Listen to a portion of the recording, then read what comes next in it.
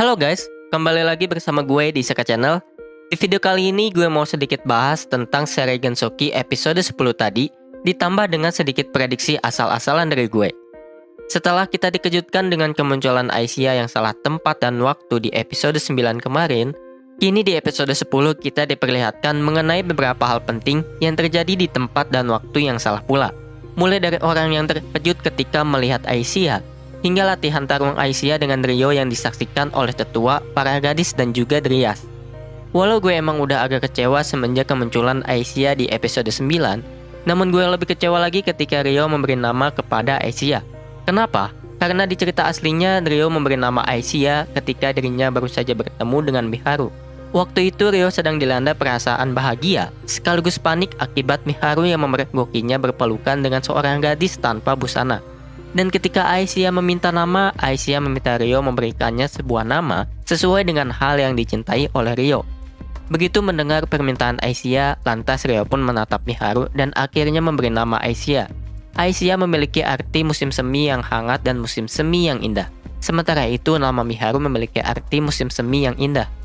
Namun ketika Miharu mempertanyakan arti nama Aisyah, Rio hanya menjawab musim semi yang hangat dan tidak menyebut arti yang sama dengan nama Miharu.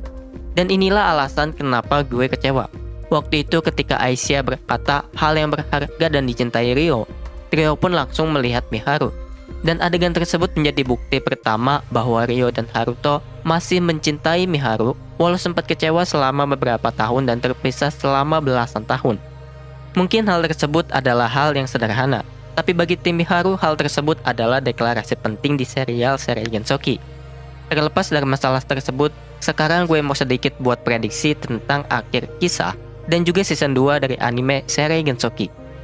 Walau biasanya satu volume light novel akan diadaptasi menjadi 3 episode, namun nampaknya episode 10 tadi telah mengadaptasi hampir setengah bagian dari volume 5. Sehingga terdapat kemungkinan bahwa volume 5 sendiri akan habis diadaptasi pada episode 11 minggu depan. Lalu bagaimana dengan episode terakhir? Dugaan gue sendiri sih besar kemungkinan bakal diisi sama kisah Rio yang ngebawa Celia ke Galar dan juga rumah batu. Sisanya bakal diisi sama dengan adegan kemunculan Miharu, Aki, dan Masato yang diteleportasi ke dunia seri Gensoki. Atau bahkan bisa saja episode 12 akan sepenuhnya berisikan kisah Miharu, Aki, dan Masato.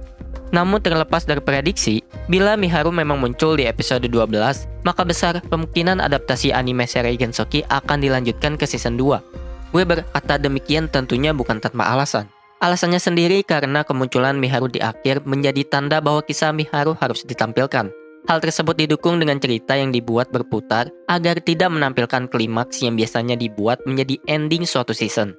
Karena di awal digambarkan bahwa Haruto harus mati dengan membawa penyesalan setelah gagal menepati janjinya dengan Miharu, maka Miharu sendiri sudah dinyatakan sebagai salah satu tokoh kunci di anime seri Gensoki. Bila seorang tokoh kunci muncul di akhir tanpa suatu penyelesaian event besar, maka serial pun harus dilanjutkan untuk menceritakan kisah selanjutnya.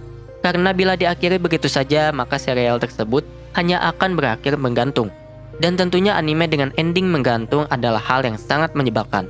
Apalagi bila endingnya hanya menampilkan kemunculan heroin utama. Lalu bagaimana bila di episode terakhir Miharu tidak muncul?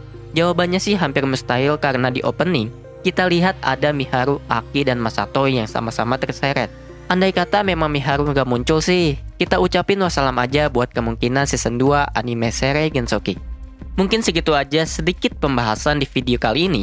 Jika kalian punya pendapat lain, kalian bisa tulis di kolom komentar di bawah. Terima kasih bagi para pendengar dan juga penonton dimanapun kalian berada. Sampai jumpa di video berikutnya. Bye!